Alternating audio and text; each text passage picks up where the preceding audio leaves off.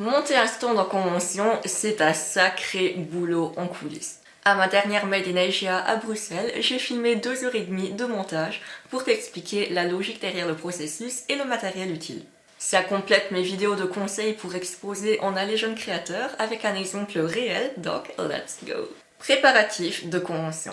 Avant de passer concrètement au stand, on va brièvement mentionner les préparatifs et le stockage, sachant que je fais tout en voiture parce que j'ai trop de matériel à emporter. Du coup, pour transporter mes produits illustrés, je recommande surtout les sacs Ikea qui sont vraiment hyper robustes et surtout énormes pour transporter des stocks, nappes, décorations, vêtements, etc.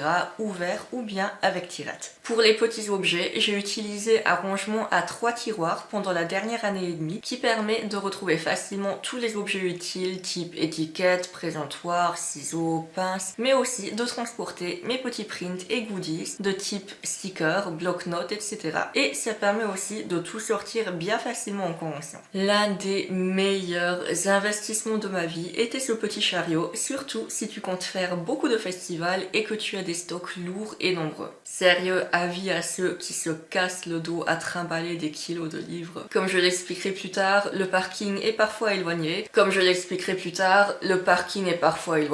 Il pleut, tu as beaucoup à porter, tu es fatigué, c'est la fin de journée, c'est le matin. Bref, les conventions, c'est un travail vraiment bien plus physique qu'on pourrait croire. Et d'ailleurs, tu retrouveras ce chariot et certains produits pratiques que j'utilise dans mon quotidien d'artiste dans mon lien Amazon en description. J'ai prémâché tout le travail pour toi, donc tu n'auras qu'à retrouver tous les produits qui t'intéressent. Si tu achètes, ça ne change rien pour toi. Par contre, je touche un mini pourcentage qui soutient la création de ces vidéos gratuites. Donc, merci d'avance si tu utilises mon lien. Et ceci étant dit, rendez-vous dans la salle d'expo pour le montage du stand.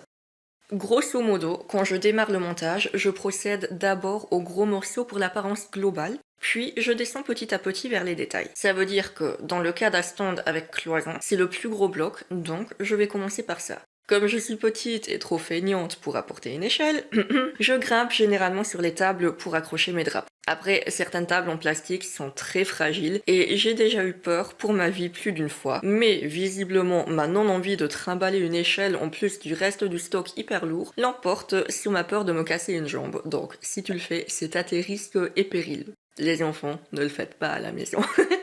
Pour accrocher des tissus aux cloisons, tu peux utiliser des grosses pinces qu'on trouve partout dans les magasins de bricolage. La norme d'une cloison est 1 mètre de largeur, donc mes drapeaux font 1 mètre sur 2 mètres, sachant que 2 mètres et demi, voire 3 mètres aurait été plus intelligent en longueur, car ça couvrira tout le bas, et les miens en fait, j'ai découvert trop tard qu'ils étaient trop courts.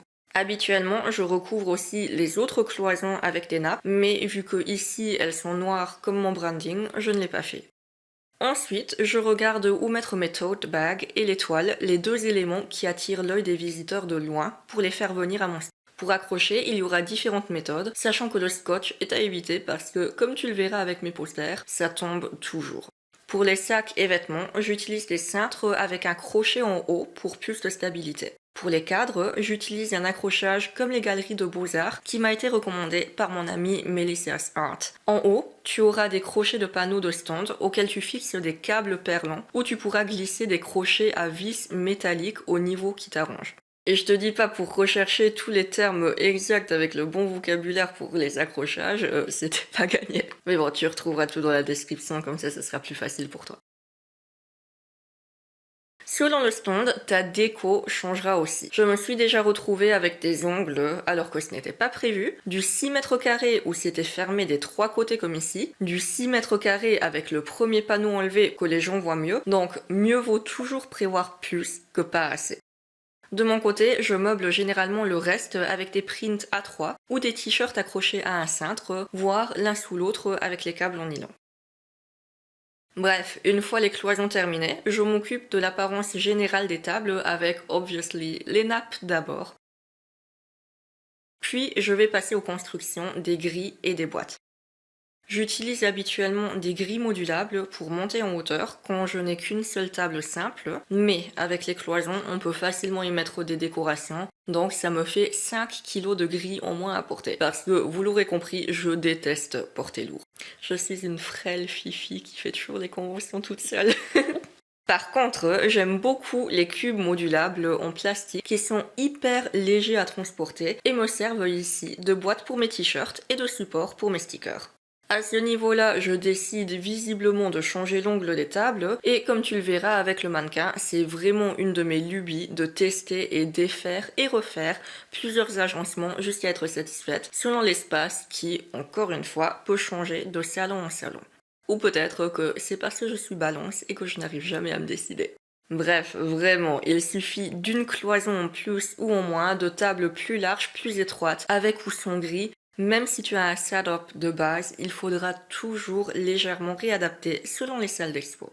Pour surélever, j'utilise d'ailleurs beaucoup les porte-chaussures de chez Ikea. Et non, cette vidéo n'est pas sponsorisée par Ikea. Et parfois aussi mes cartons vides. Ici, c'est le carton où il y avait mes toiles et après je recouvre avec des nappes pour que ça soit ni vu ni connu. Ça te fera moins de bordel à stocker sous la table et si ça peut améliorer ta présentation, vraiment utilise tout ce que tu peux. Je dirais que ces deux étapes, les cloisons et l'agencement des tables, sont les éléments les plus importants car c'est ce qui permet d'avoir une bonne vue globale de ce à quoi ton stand va ressembler.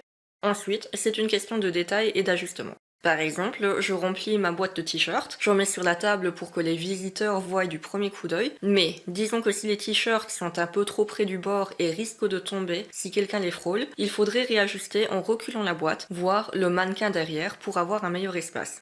Dans les ajustements d'ailleurs, les 4 panneaux noirs pour mes stickers me paraissent un peu bas, donc je vais quand même rajouter une étagère à chaussures Ikea pour surélever le mannequin, afin qu'il soit encore bien visible quand je rajouterai une 3e rangée de plaquettes en hauteur pour mettre mes stickers au niveau des yeux des visiteurs.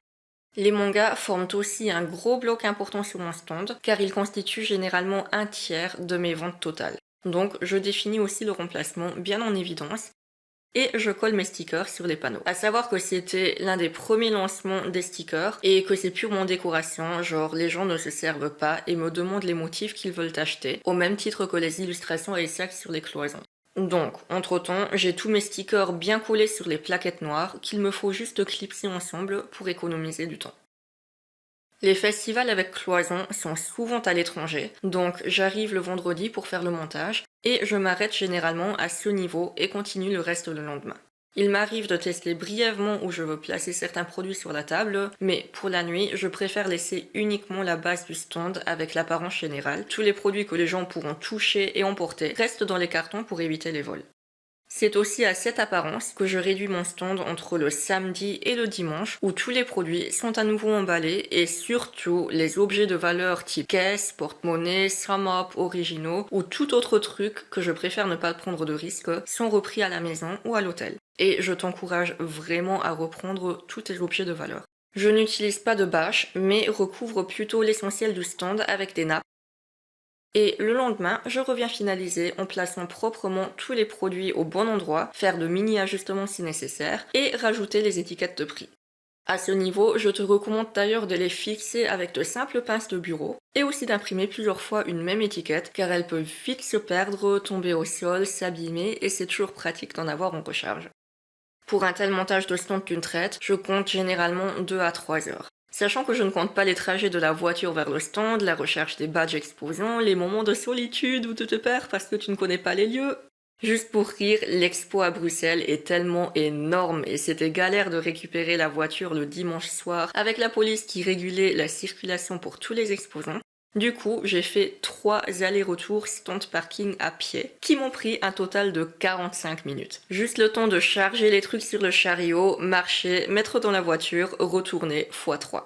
D'où le fait que je conseille vraiment un chariot parce que certains exposants très courageux ont porté leurs grosses boîtes tout le trajet et selon les lieux, il faudra vraiment beaucoup marcher et beaucoup porter.